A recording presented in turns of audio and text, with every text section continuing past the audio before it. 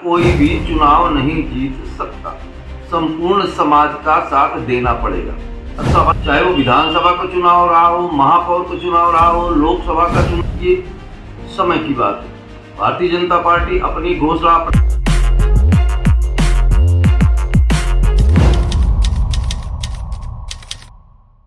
दोस्तों नमस्कार, मैं उमेश गौतम, समग्र प्रदेश समाचार से। आपको बता दें कि चुनाव के टाइम पर दोनों दलों को, सभी दलों को आम जनता के जड़ी बूटी घोषणा नामक जड़ी बूटी बांटने का प्रयास करती है। एक अलग बात है कि कौन सी जड़ी बूटी कब काम कर जाए, ये समय की बात है। भारतीय जनता पार्टी अपना घोषणा पत्र साबित कर रही है, लोगों को मुफ्त में देने का, उसके रोजगार देने का सारे दावे कर रहे हैं। वहीं कांग्रेस अपना घोषणा पत्र जारी कर रहा है कि लखपति बना रहा है। अब आप ये समझिए कि ये दोनों पार्टियां केवल देश की सुरक्षा के लिए चुनाव लड़ रही हैं, देश के विकास के लिए चुनाव लड़ रही हैं कि अपने सत्ता के लिए चुनाव लड़ रही है। हालांकि अब आम जनता ये चुनाव में योजनाओं की बूटी को दलों के समझने लगी है। अब आपको बता दें कि वर्तमान में चुनाव इन राजनीतिक दलों के क्रियाकलापों को देखकर जिस तरह से इन्होंने समाज में बंटवारा का काम किया है, उसका असर आज की तारीख में चुनावों में दिखाई देने लगा। इस बात को चाहे कोई कुछ माने या ना माने, आचार संहिता अपने संज्ञान में ले, इस बात को तो मैं नहीं जानता, पर इतना जानता हूं कि राजनीति के लोग टिकट भी जातीय समीकरण के आधार पर देते। वहीं अब ज्यादातर चुनाव दलगत ना होकर जातिगत हो गए। वो चाहे जो भी चुनाव रहा हो, चाहे वो विधानसभा का चुनाव रहा हो, महापौर का चुनाव रहा हो, लोकसभा का चुनाव रहा हो, पर वर्तमान में इस समय लोकसभा का दौर चल रहा है, उस पर बात कर रहे हैं हम। सतना की बात कर रहे हैं। सतना में भी जातीय समीकरण के आधार पर ही आंकड़े लगाए जा रहे हैं जीत हार के। पर एक बात को बता दें कि एक जाति के दम पर कोई भी चुनाव नहीं जीत सकता, संपूर्ण समाज का साथ देना पड़ेगा, सभी समाज को साथ में लेना पड़ेगा। पर उसके बाद भी सत्ता में बैठे लोग और जमीन में खड़े लोग, ये सारे लोग अपनी अपनी जाति के प्रत्याशी को वोट देने का भरसक प्रयास करते हैं। ये समझ लीजिए कि प्रत्याशी तो एक होगा, तो बाकी जाति के लोग कहाँ जाए। तो ये आप समझ लीजिए कि वर्तमान में दलगत समीकरण के आधार पर कौन जीतेगा चुनाव, ये कह पाना भी बड़ा कठिन हो रहा है। क्योंकि वर्तमान में जातीय समीकरण इतना हावी है कि जिस जिस समाज के लोग खड़े हैं चुनाव में, उस समाज के लोग अपने समाज के व्यक्ति को ही चुनाव मैदान में जिताना चाहते हैं। तो समझने की बात है कि अन्य समाज के लोग कहां जाए।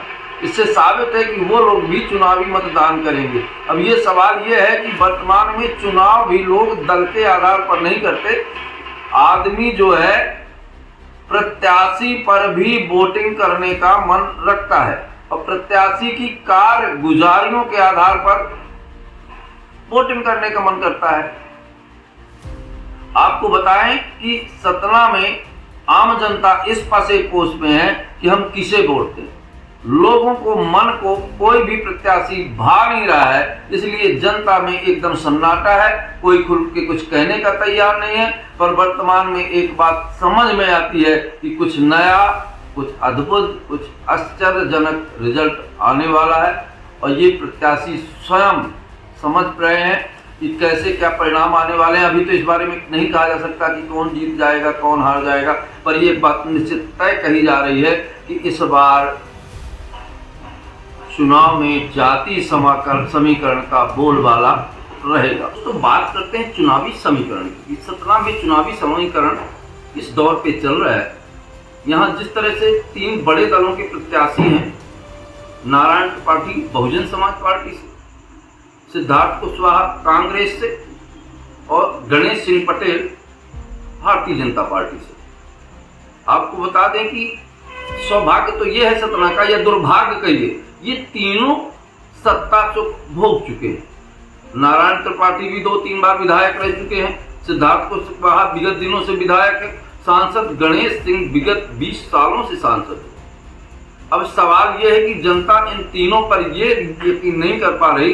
ये तीनों विकासवादी हैं, कहती है ये तीनों का विकास से बहुत ज्यादा रिश्ता नहीं है। अब ये सवाल ये उठता है कि सतना में जाति समीकरण का दौर चल रहा है। सतना में क्या कहें, पूरे देश में, यहाँ तक कि टिकट वितरण भी जातीय समीकरण के आधार पर ही होता है। और सरकारें पूरा ध्यान, या आप देखें कि विगत दिनों में जो भी जिस समाज का जहां बाहुल्य है वहां उस समाज के नेता को बुला के मीटिंग करवाएगी, चाहे वो होली मिलन सभा रहा हो, चाहे रामनवमी रहा हो, वो सब जातीय समीकरण के आधार पर बड़े बड़े नेताओं को बुलाकर समारोह करवाया गया। हालांकि इस बात का असर चाहे उस समाज के लोग पर नहीं पड़ा हो, पर ये काम किया होगा। बात करते हैं नारायण त्रिपाठी की। नारायण त्रिपाठी का मैहर की जनता ये कहती है कि हमें अपने जिले में वोट करना है। इस तरह से मैहर नारायण त्रिपाठी के लिए एक मुश्त वोटें मैहर की जनता की मानी जा रही है। वहीं अगर नारायण त्रिपाठी का स्वजातीय वोट भी उनके साथ आया तो परिणाम सतना के कुछ आश्चर्यचकित करने वाले हो सकते हैं। वहीं सांसद गणेश सिंह 20 सालों से सांसद हैं, उनके ऐसा कोई गांव नहीं, ऐसा कोई व्यक्ति नहीं जहां लोग उन्हें ना जानते हो। एक बात तो उनकी रही कि उनकी विनम्रता के बारे में लोगों को मालूम है। वो हर गांव में हर व्यक्ति से जुड़े रहे, हर पंचायत से जुड़े रहे, हर सरपंचों का उनसे बेहद जुड़ाव रहा, क्योंकि सरपंचों को भी उनसे सहयोग मिले या मदद मिले, जो भी है चलता रहा। और इस तरह से पूरे जिले में उन्हें लोग जानते हैं। वहीं सिद्धार्थ कुशवाहा विगत सालों से इनके पिताजी भी सांसद थे और पूरे जिले में कुशवाहा समाज के नेतृत्व के लिए जाने जाते थे।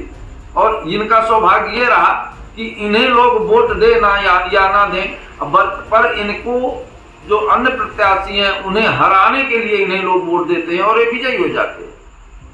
वहीं विगत समय में जो शंकर लाल तिवारी जी के साथ इन्होंने विधानसभा का चुनाव लड़ा था तो लोग